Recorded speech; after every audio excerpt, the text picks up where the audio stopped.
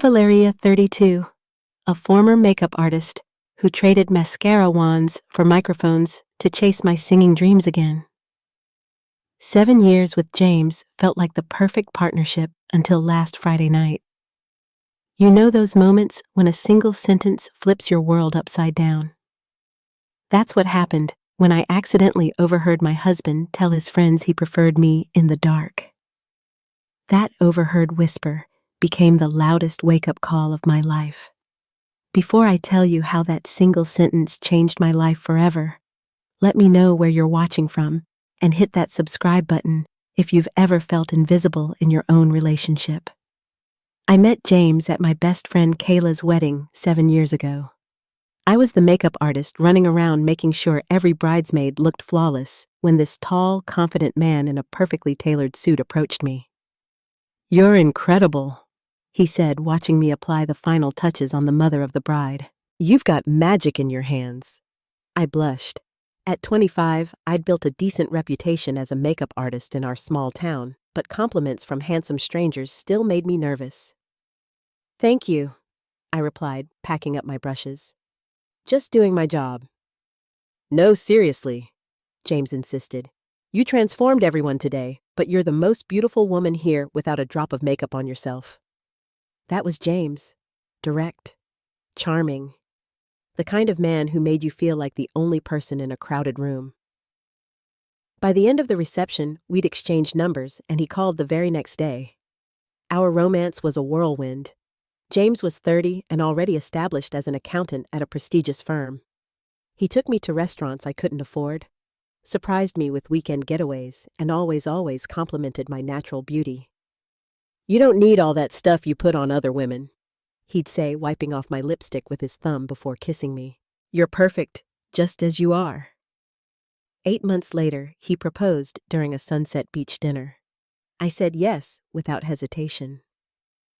Back then, I interpreted his gesture as validation that I was enough just as I was. Looking back, I should have seen it was the first sign he wanted to control how I presented myself to the world. After the wedding, James received a promotion opportunity in a city 3 hours away. I didn't think twice about leaving. My makeup clients could be replaced, but James's career was taking off. We bought a beautiful suburban house with a yard that promised future children, and I settled into being Mrs. James Walker. "You don't need to work if you don't want to," James suggested as we unpacked. "We can afford it with my new salary." At first, I kept doing makeup for special events, but as James's social circle grew, so did his expectations of me as his wife. I needed to host dinner parties, attend office functions, and support his networking. Gradually, my makeup kit collected dust in the spare bedroom closet. Our social life revolved entirely around James's colleagues and their wives. There was Brad and Tiffany, the couple with matching sports cars. Michael and Stephanie always competing to host the most lavish parties. And Daniel, James's closest work friend, recently divorced and the unofficial instigator of boys' poker nights. "Wear the blue dress tonight," James would say before company parties. "The black one makes you look too made up, like you're trying too hard." Or, "Maybe skip the red lipstick, babe. The natural look is more elegant for meeting the partners." I always complied.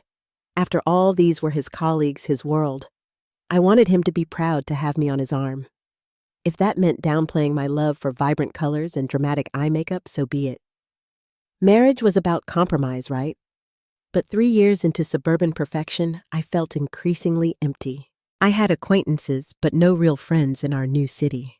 The wives of James's colleagues were pleasant but competitive, always subtly comparing homes, vacations, and the achievements of their husbands. One rainy afternoon, while cleaning out the guest room closet, I found my old songwriting journal from college. Before makeup became my career, music had been my passion. I'd performed at local cafes and even recorded a few original songs. The journal was filled with lyrics, chord progressions, and dreams I'd completely forgotten. That night when James came home, I was sitting at our kitchen island, flipping through the pages. "What's that?" he asked, loosening his tie. "Just an old songbook from college," I said, surprised by the excitement in my voice. I used to write and perform. Remember, I was thinking maybe I could look into open mic nights around here. James's expression shifted so slightly most people wouldn't notice, but after 7 years together, I caught it. A flicker of dismissal. Val, that's cute, but you're not 20 anymore. Those places are for kids trying to find themselves. It would just be for fun, I insisted. I miss singing. If you're bored, why not join the country club with Tiffany? She's been asking you to play tennis with the ladies for months. He kissed my forehead. Besides, we've got the Simpson account dinner next month. I need you focused on helping me make partner, not singing in dive bars. I closed the journal and smiled, pushing down the disappointment. You're right. It was just a silly idea. But the seed had been planted. In the following weeks, I found myself humming while cooking, singing in the shower, remembering how alive I felt on stage. I joined a community choir as a compromise, telling James it was a good way to network with local professionals. He approved since several lawyers' wives were members. What he didn't know was that after choir practice, I'd sit in my car and work on my own songs, recording snippets on my phone, rediscovering the woman I used to be before I became Mrs. Walker. Everything came to a head the night of our 7-year anniversary dinner party. James wanted to celebrate with his core group from work, rather than just the two of us. I spent days preparing, wanting everything to be perfect. I made his favorite foods, decorated the dining room with photos from our life together, and even bought a new dress he'd like, understated, but flattering. The stage was set for what I thought would be a celebration of our love story. Instead, it became the night I finally heard the truth. The dinner party was in full swing. I had spent all day preparing James's favorite beef Wellington paired with roasted vegetables and the expensive red wine his boss had given him for closing the Hendrickson deal. Our dining room glowed with candlelight, the table set with the wedding china we rarely used. "You've outdone yourself, Val," said Stephanie, Michael's wife, as I served the chocolate soufflé for dessert.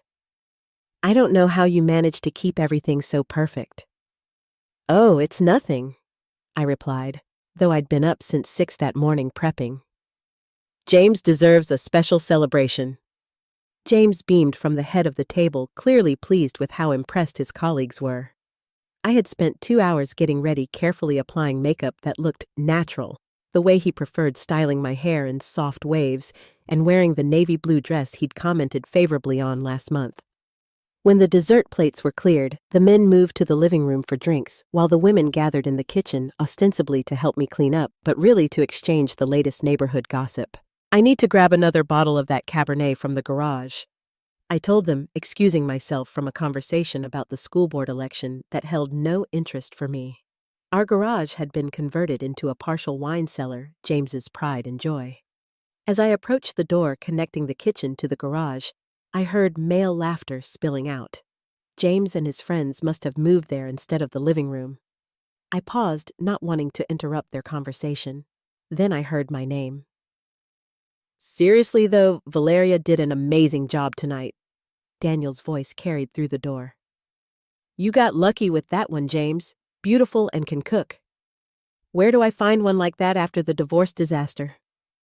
"Just make sure you marry one who isn't too aware of how hot she is," James replied, his voice slightly slurred from whiskey. "That's the secret." More laughter followed. "What do you mean?" asked Michael. "Guys, she looks way better in the dark. That's why I never turn the lights on." James's voice rang out, followed by raucous laughter. My hand froze on the doorknob. The bottle of wine I'd been holding in my other hand nearly slipped from my grasp. "Man, that's cold," Brad chuckled. "But she's gorgeous. You're an asshole." "Nah, I mean, Valeria's pretty enough," James continued, his voice dropping slightly. "But she was starting to get ideas about becoming a singer or something. Can you imagine? I need a partner, not someone chasing pipe dreams from college." The lights off thing keeps her from getting too confident. "Savage, dude." Daniel laughed. "But I get it. My ex thought she could be an Instagram influencer at 36. That's when everything went downhill." My cheeks burned as tears sprang to my eyes. I stood frozen, the conversations from the kitchen, a distant murmur compared to the roaring in my ears. Years of small comments suddenly made sense. The way he'd discourage me from wearing bright colors, how he'd subtly frown when I dressed up too much for events. His insistence that natural beauty was better, but natural always meant diminished, muted. I swallowed hard, fighting the urge to burst through the door and confront them all. Instead, I quietly retreated to the pantry, grabbed a different wine, and returned to the kitchen with what I hoped was a convincing smile. "Found a Merlot instead," I announced to the women, my voice surprisingly steady, despite feeling like my entire world had just shifted on its axis. For the remaining hour of the party, I moved through our home like a ghost, refilling glasses, smiling at jokes, accepting compliments about the meal and our perfect marriage, all while the words echoed in my head, "She looks way better in the dark." When the last guest finally left, James drunkenly pulled me close in the foyer. "Great night, babe. Everyone was impressed." He nuzzled my neck. "You're the perfect wife, you know that." I gently disentangled myself. "I'm exhausted. I'm going to clean up and head to bed." "Leave it till morning," he suggested, his hands wandering. "Let's celebrate our anniversary properly." "I have a headache," I said, the classic excuse suddenly feeling like the most honest thing I'd said all night. "You go up. I'll be there soon." As I methodically loaded the dishwasher in the quiet kitchen, I caught my reflection in the window above the sink. Who was this woman with the carefully constructed appearance designed to please someone who thought she looked best invisible? How long had I been slowly erasing myself? Later, I lay awake beside my snoring husband, staring at the ceiling in the darkness he preferred.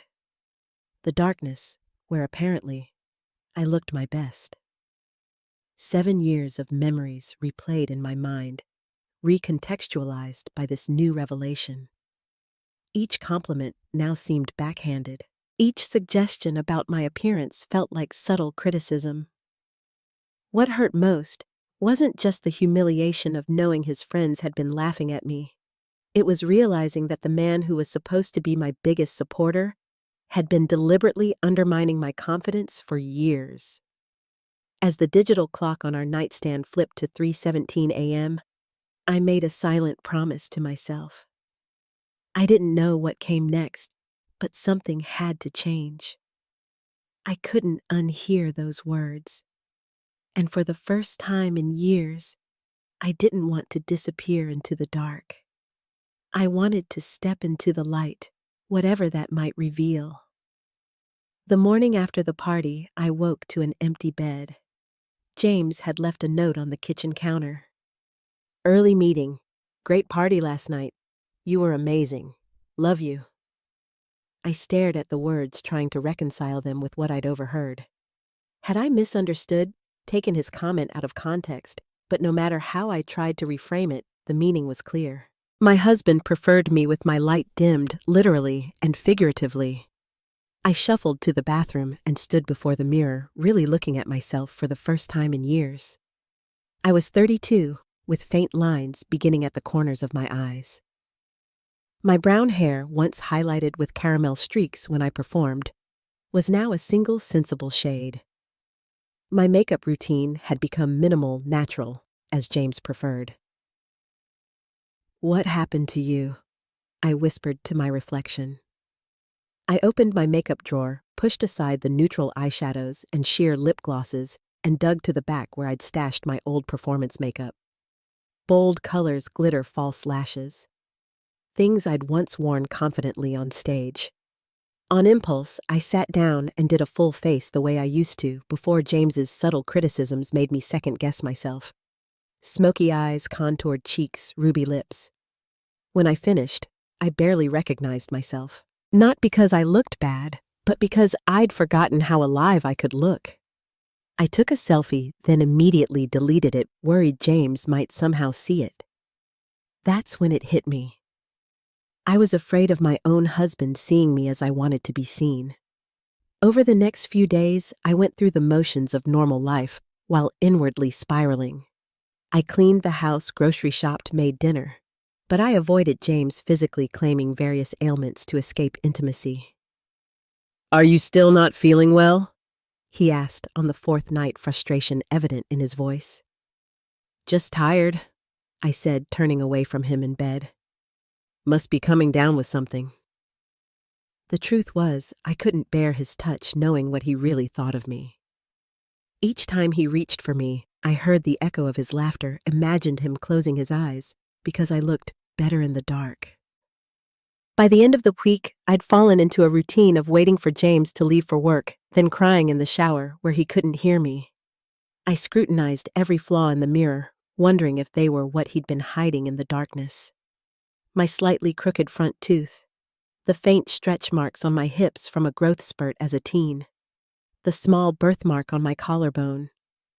One morning, I found myself digging through boxes in our storage closet searching for something, though I wasn't sure what. That's when I found it buried under winter clothes and old tax returns. A small, worn leather case containing a USB drive and several CDs labeled Valeria's Originals 2013 to 2015. I sat on the closet floor and held them, remembering the small recording studio where I'd spent my savings to capture the songs I'd written. Dreams preserved in digital format, then packed away when James had commented that real artists get discovered, they don't have to pay for studio time. On impulse, I took the USB to my laptop and plugged it in. The files were still there, 23 original songs I'd written in my early 20s. I put on headphones and pressed play on the first track. The voice that filled my ears was me, but not me. Confident, passionate, unafraid. I closed my eyes and remembered the feeling of standing on stage, connecting with an audience, the rush of sharing something I'd created. What struck me most wasn't that my voice was particularly exceptional. It was hearing the joy in it.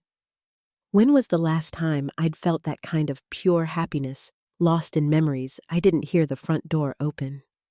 James's voice startled me. "Val, why aren't you answering your phone? I forgot the Henderson file." I yanked out the headphones, quickly ejecting the USB drive. "Sorry, I was cleaning and didn't hear it." James appeared in the doorway of the spare room, eyeing the open storage boxes. "What are you doing?"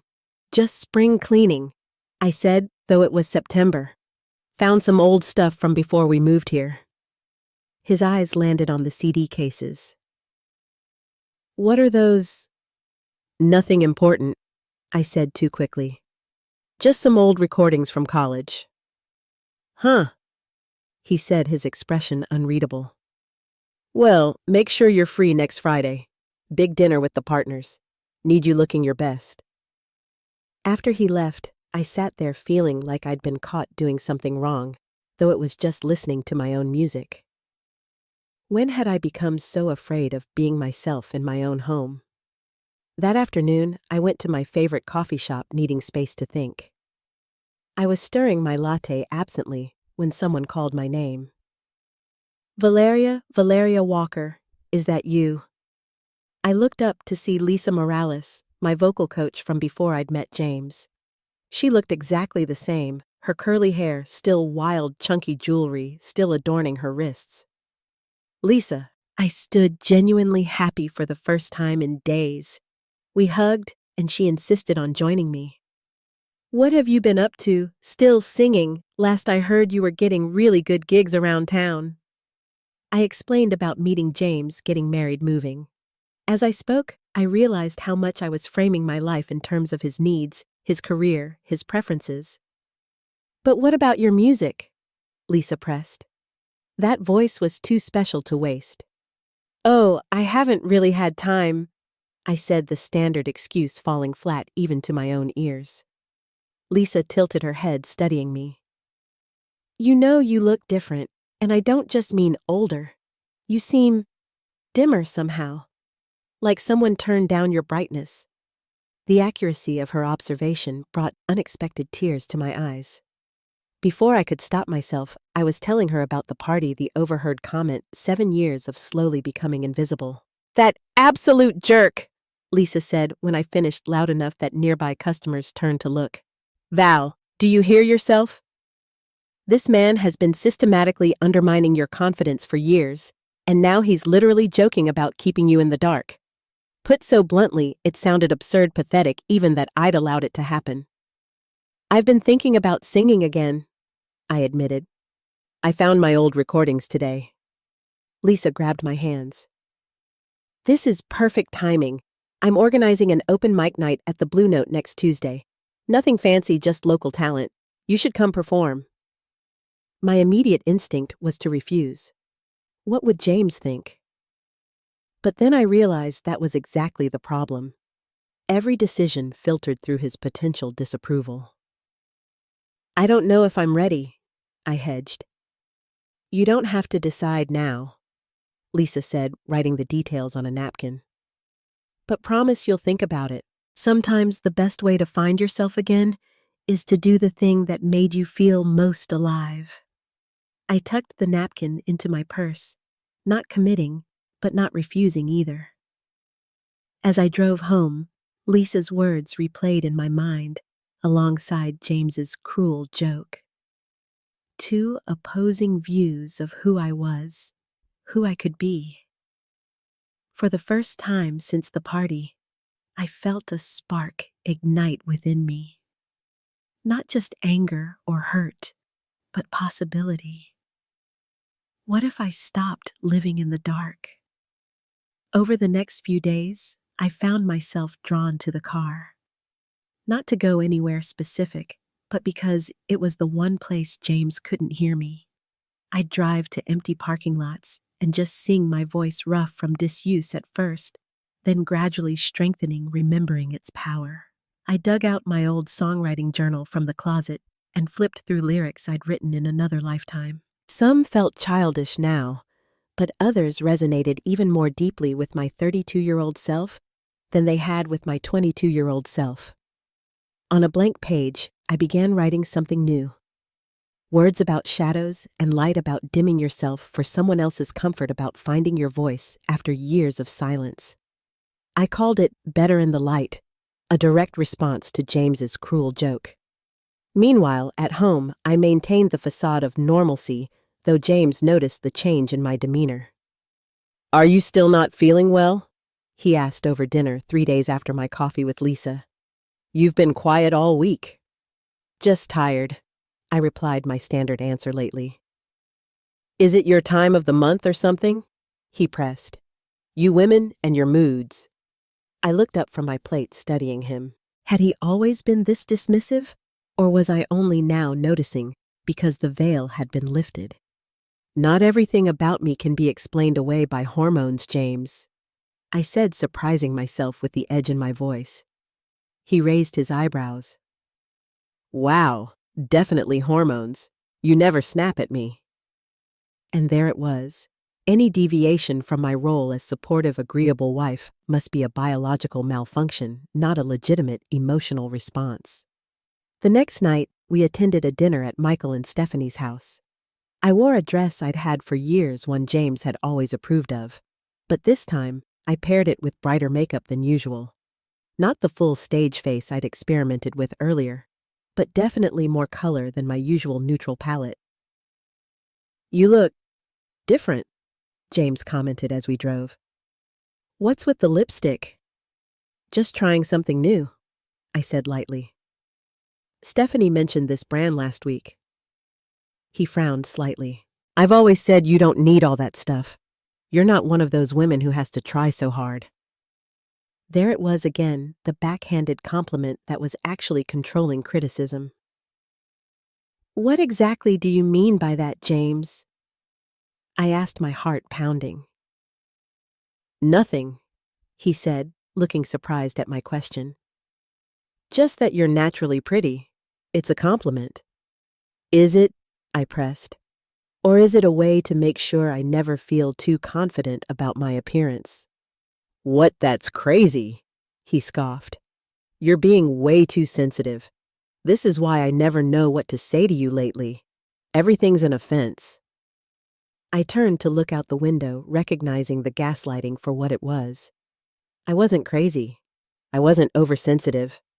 I'd heard him with my own ears laughing about keeping me in the dark. That night at dinner, I watched James interact with his friends, noting how he subtly dominated conversations, how he spoke for me when questions were directed my way, how he touched my shoulder when I expressed an opinion that differed from his, as if gently correcting a child.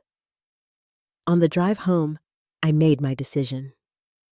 "I'm meeting an old friend on Tuesday night," I told him. "Who?" he asked, immediately suspicious of someone not in his approved social circle. "Lisa Morales. We had coffee last week. She used to be my vocal coach." "Vocal coach?" James repeated, as if the words were foreign. "Why would you need to see her?" "She's organizing an open mic night. I'm thinking of performing." The car swerved slightly as James turned to look at me. "You're what, Val, we've talked about this. Those places are full of wannabes and losers. What would the partners think if they found out my wife was singing in some dive bar?" "It's not a dive bar," I said calmly. "And frankly, I don't care what the partners think." "You don't care?" James trailed off, genuinely shocked. "Since when we've spent 7 years building my reputation at the firm, you can't just decide to embarrass me for some midlife crisis musical fantasy." "I'm 32, James, hardly midlife. And wanting to sing again isn't a crisis, it's remembering who I am." He pulled into our driveway and shut off the engine, but didn't move to get out. "Is this about the party? Have you been acting weird because of something that happened at our anniversary?" My breath caught. Did he know I'd overheard? Had he seen me by the garage door? "What do you mean?" I asked carefully. "I don't know. You've been different since then. Distant. If someone said something that upset you, just tell me." For a moment, I considered confronting him about his comment, but something held me back. If he knew I'd heard, he'd just deny it, minimize it, make me feel crazy for being hurt. I wasn't ready for that battle yet. "Nothing happened," I lied, "and I'm going to the open mic on Tuesday." The next few days passed in tense silence. James alternated between ignoring my decision and trying to talk me out of it. "At least let me come with you," he finally suggested on Monday night. I should support my wife, right? But I knew what would happen if he came. He'd critique my performance, make me self-conscious, dim my light, before it had a chance to shine again. "Not this time," I said firmly. "I need to do this for myself." Tuesday evening, I stood in our bedroom, deliberating over what to wear. Finally, I chose an outfit James had never seen, one I'd bought months ago, but hidden in the back of my closet, knowing he'd think it too bold. A deep emerald green dress that hugged my curves, paired with the statement jewelry I'd stopped wearing years ago. I did my makeup with care, embracing the techniques I'd once used for stage performances. Contouring to catch the light colors that would be visible from a distance, lashes that emphasized my eyes. When I was finished, I barely recognized the woman in the mirror. Not because she looked bad, but because she looked so alive, so present, so unapologetically herself. I left a note for James, who was working late. "Gone to the Blue Note with Lisa, don't wait up." Driving to the venue, my hands shook on the steering wheel. I was terrified. Not just of performing after so many years, but of defying the unwritten rules of my marriage, of stepping into the light and being seen regardless of whether James thought that was where I looked my best. The Blue Note was an intimate venue with exposed brick walls and a small stage lit by simple spotlights. Lisa met me at the door, her eyes widening at my appearance. "Now there's the Valeria I remember," she said, hugging me tight. "Ready to reclaim your spotlight?" I nodded, not trusting my voice. My name was 6th on the list of performers. I sat through 5 acts, barely registering them, my pulse pounding in my ears. Then, Lisa was at the microphone announcing, "Please welcome back to the stage after a 7-year hiatus, the incredibly talented Valeria Morgan." Morgan, my maiden name, the name I'd used when I performed before. Hearing it sent a thrill through me, a reminder of who I'd been before I became Mrs. Walker. As I approached the stage, I scanned the crowd out of habit, my stomach dropping when I spotted familiar faces at a corner table.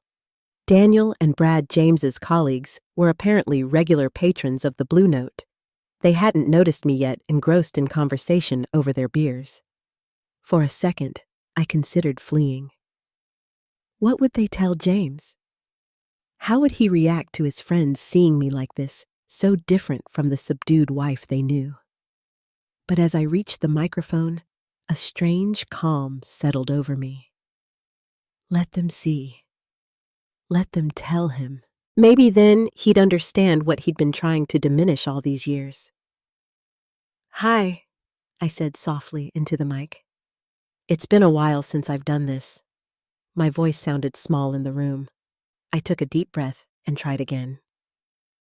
"This is a new song called Better in the Light. I wrote it for anyone who's ever been told they should stay in the shadows." The opening notes of my guitar filled the space. Then I began to sing, my voice shaky at first, then finding its strength with each line. I sang about hidden wounds and silent pain, about reclaiming power and stepping into brightness. With each verse, my confidence grew, my voice soaring through the chorus. "You said I look better in the dark, where no one sees my scars or flaws. But I'm stepping into light now. Watch me shine without your applause."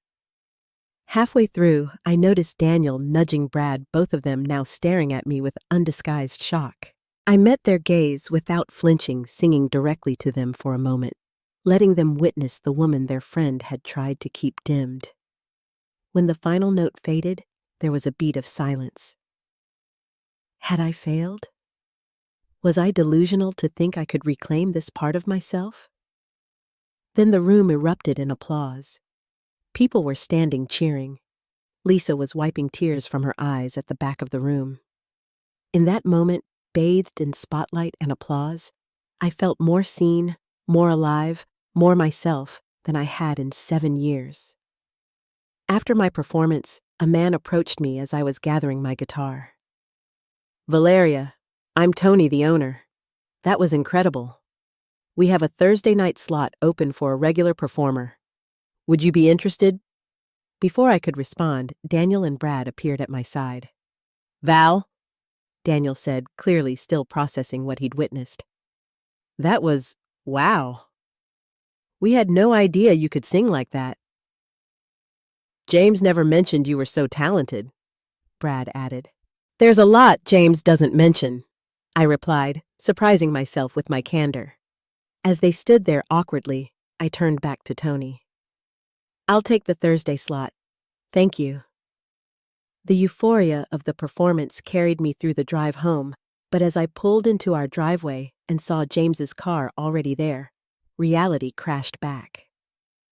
My phone showed 5 missed calls and a series of increasingly angry texts. "Where are you really?" "The Blue Note, seriously." "Answer your phone." "Coming to get you." "Your friend Lisa says you already performed and left. On my way home." I sat in my car for a moment, gathering courage. This confrontation had been inevitable from the moment I decided to go tonight. In some ways, I welcomed it. No more pretending, no more dimming my light. When I walked through the door, James was waiting in the living room pacing. "What the hell, Valeria?" he demanded, taking in my appearance with obvious disapproval. "You look like—" "I don't even know who you're supposed to be right now." "I'm me," I said simply. "The me I was before I started changing to make you comfortable." "What are you talking about?" Brad called me. "Said you were singing songs about looking better in the light or some nonsense." His face darkened. "Is this about some comment you overheard at the party?" So we were finally acknowledging it. "You mean when you told your friends I look better in the dark? When you laughed about keeping the lights off so I wouldn't get too confident?" "Yes, James, this is about that." "You were spying on us," he deflected, trying to make me the villain. "I was getting wine from the garage and heard you humiliating me to your friends." My voice was steady despite the tears threatening. "Do you have any idea how that felt, to hear my husband of 7 years joke about how he deliberately undermines my confidence?" "It was just guys talking," James said dismissively. You know how it is. We say stupid stuff. It didn't mean anything. It meant something to me, I insisted, and it made me realize this isn't the first time. For years, you've been subtly criticizing my appearance, my interests, my dreams, always under the guise of compliments or concern. That's ridiculous, he scoffed. I've always supported you. Have you? When's the last time you encouraged me to do something just for myself, something that wouldn't benefit your career or fit your image of the perfect wife? James ran a hand through his hair, frustration evident. This is insane. I work 60-hour weeks to give us a good life, and you're mad because of some stupid joke. The joke was just the final piece that made the pattern clear, I explained. You wanted a wife who was pretty enough to look good on your arm at office parties, but not confident enough to outshine you. You wanted someone who'd build her life around your needs without having needs of her own. So what now, you're going to become some wannabe singer at 40 chasing fame like a teenager? I'm 32, James, and I don't want fame. I just want to feel alive again, to reconnect with the part of myself that disappeared when I started living my life to please you. The argument continued for hours, circling the same points. James minimizing my feelings, me trying to make him understand the depth of the hurt. Finally, around 2 a.m, I made a decision. I need some space, I told him. I'm going to stay with Lisa for a while. You're leaving me because of one comment, James asked incredulously. After everything I've given you? I'm not leaving you, at least not yet, I clarified. I'm taking space to figure out who I am outside of being your wife, who Valeria Morgan is when she's not Mrs. Walker.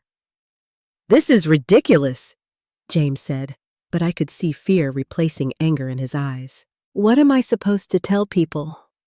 Even now, his concern was appearances. What others would think. Tell them whatever you want, I said, already heading upstairs to pack a bag. Tell them I look better in the dark, but I've decided to step into the light.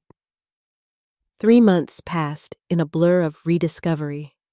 My Thursday night slot at the Blue Note expanded to include Saturdays at another venue across town. I moved from Lisa's spare room to a small studio apartment using savings I'd squirreled away over the years from occasional makeup jobs.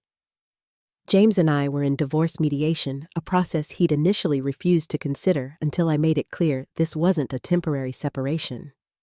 The night I'd moved out, he'd vacillated between begging me to return and accusing me of having a breakdown. When neither worked, he'd tried to control the narrative among our social circle. He's telling everyone I had a midlife crisis, I told Lisa over coffee one morning, that I abandoned him to pursue some delusional dream of being a singer. And yet his friends keep showing up at your performances, Lisa pointed out with a smirk. It was true. Daniel had become a regular at the Blue Note, often bringing other colleagues from the firm. At first, I suspected James had sent them to spy on me, but it became clear they genuinely enjoyed the music. Some even brought their wives, who seemed relieved to interact with me outside the competitive dinner parties of our previous life. Slowly, I reconnected with my own family, whom I'd unintentionally distanced during my marriage. My sister Catherine flew in for a weekend attending my Saturday performance and crying when I dedicated a song to her. I missed you, she said afterward. Not just physically, but the real you. For years, when we talked, it felt like I was speaking to James's spokesperson, not my sister. I started offering vocal lessons to women at a local community center. Many of them, like me, reconnecting with creative passions they'd set aside for partners, children, or careers. Teaching brought almost as much joy as performing, watching others find their voices literally and figuratively. The divorce proceedings continued with James alternating between vindictive demands and desperate attempts at reconciliation. He sent flowers to my apartment yesterday, I told my new therapist, Dr. Martinez, with a card saying he's changed and understands now. Do you believe him? She asked. I considered the question seriously. I think he's afraid of losing what I provided: stability, support, a perfect hostess for his business dinners. But I don't think he understands that the problem wasn't just one comment. It was years of subtle erosion of my identity. 6 weeks after I moved out, I faced James at a mediation session. He looked different, somehow, smaller without me beside him. His expression vacillating between anger and pleading. "I miss you," he said when our lawyers stepped out to consult about property division. "The house feels empty without you." I was empty inside that house, I replied honestly. I didn't realize how much of myself I'd lost until I heard you joke about keeping me in the dark. It was a stupid comment. I didn't mean it. But you said it, and worse, you believed it. You thought I was better, more manageable, more what you wanted, when I couldn't fully see myself. He had no response to that. The following week, I arrived at the Blue Note for my regular Thursday performance to find James sitting alone at a table near the stage. My first instinct was anger. This was my space, my rediscovered passion. But as I set up my guitar, I realized this confrontation was inevitable, perhaps even necessary for closure. I didn't acknowledge him during my set, instead focusing on the songs that had become anthems of my journey. Better in the Light had evolved since that first night, the lyrics more nuanced, less angry, more about self-discovery than betrayal. After my final song, as the audience applauded, I finally met James's eyes. He was crying something I'd seen only twice in our 7 years together, both times at funerals. He approached as I packed up my guitar. "You're amazing," he said softly. "I didn't want to believe it, but you're truly talented. I'm sorry I never supported this part of you." "Thank you," I said, meaning it. "But I didn't come back to music to prove anything to you. I did it for me." "I know that now." He hesitated. "Your song about the light and dark. That was about what I said at the party, wasn't it?" "Yes." "I was cruel. And not just that night. For years I tried to keep you, I don't know, contained. I was afraid if you realized how extraordinary you are, you'd leave me for someone better." The irony wasn't lost on either of us. "James," I said gently, "you created exactly what you feared by trying to prevent it. If you had supported my dreams instead of diminishing them, we might have grown together instead of apart." He nodded, a sad acknowledgement of a truth that came too late. 2 weeks later, Daniel approached me after a performance. "I owe you an apology," he said, looking genuinely remorseful. "That night at your house when James made that comment, I laughed. I didn't stand up for you." "You didn't know I heard," I said. "That doesn't make it okay. I should have called him out regardless." He shifted uncomfortably. "For what it's worth, the guys and I have talked about it. We were all complicit in a kind of toxic culture treating our wives like accessories instead of partners. Seeing you transform, watching you reclaim your voice, it's made some of us reconsider our own marriages." His words stayed with me, the realization that my personal journey might ripple outward, affecting others in ways I couldn't have anticipated. The divorce was finalized in early December, just as I received an unexpected opportunity. A small, independent record label had heard me perform and offered a modest contract to record an EP of my original songs. "It's not fame and fortune," the label representative explained, "but it's a chance to share your music with a wider audience." As I signed the contract, I thought about the winding path that had led me here. How a cruel comment overheard at a party had become the catalyst for reclaiming my authentic self. How stepping out of the darkness James preferred had allowed me to find my light again. I decided to move to Nashville after the new year, a fresh start, in a city where music was celebrated rather than dismissed as a childish dream. My new apartment was already secured, smaller than the suburban house I'd shared with James, but filled with color and light, large windows that let the sun stream in. The night before I left, I performed one final show at the Blue Note. The room was packed, many faces now familiar after months of regular performances. In the front row sat Lisa Catherine, and surprisingly Stephanie, who had divorced Michael 2 months after I left James. "I've decided to dedicate this last song to James," I announced, causing a murmur of surprise through the audience.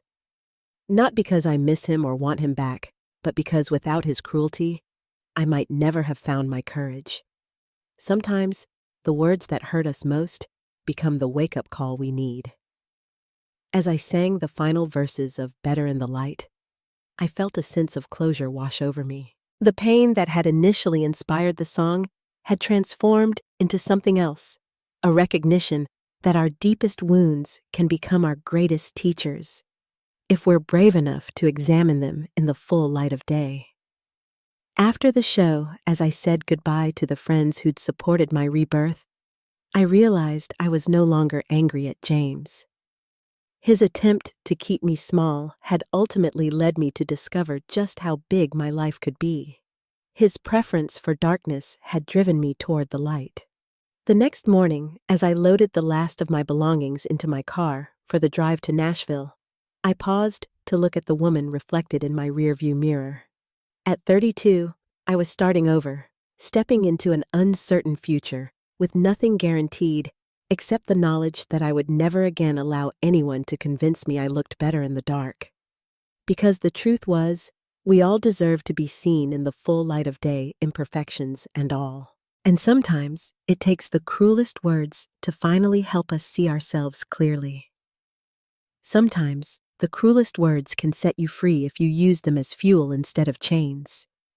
I learned that my worth isn't defined by someone else's perception, especially not in the dark. Now I perform in the brightest spotlights, and I've never felt more beautiful or more myself. My journey from that devastating moment of overhearing my husband's words to finding my voice again wasn't easy. There were days I almost turned back, days I questioned everything. But with each step into the light, I became stronger, more authentic, more the woman I was always meant to be. The healing began slowly first, with anger that burned like fire, then with tears that washed away years of diminished self-worth. My friends became my mirror, reflecting back the strength I couldn't yet see in myself. Strangers at open mics became witnesses to my transformation. And music, my first love that I'd abandoned for a man who never truly saw me, became my salvation. I won't pretend the scars aren't still there.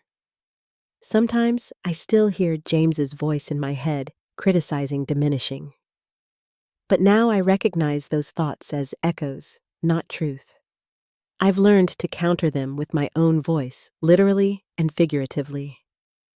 What surprised me most about this journey wasn't the pain or even the eventual triumph. It was discovering how many other women were living in similar shadows, dimming their light for partners who feared being outshone. Every time I share my story, whether through songs or conversations after shows, someone approaches me with tears in their eyes, recognizing their own situation in my words. That's why I decided to start the Step Into Light workshops in Nashville, helping other women rediscover their creative voices after years of silence. Watching them transform, seeing the same awakening I experienced reflected in their eyes, has become an unexpected gift from my own pain. I sometimes wonder if James has changed, if my departure forced him to examine his own behavior. I hope so, not for my sake, but for whoever comes next in his life. We all deserve to be truly seen and celebrated by those who claim to love us. As for me, I'm still discovering who Valeria Morgan is when she's standing fully in the light. My first EP releases next month.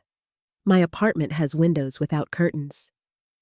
And I never, ever make love in the dark anymore.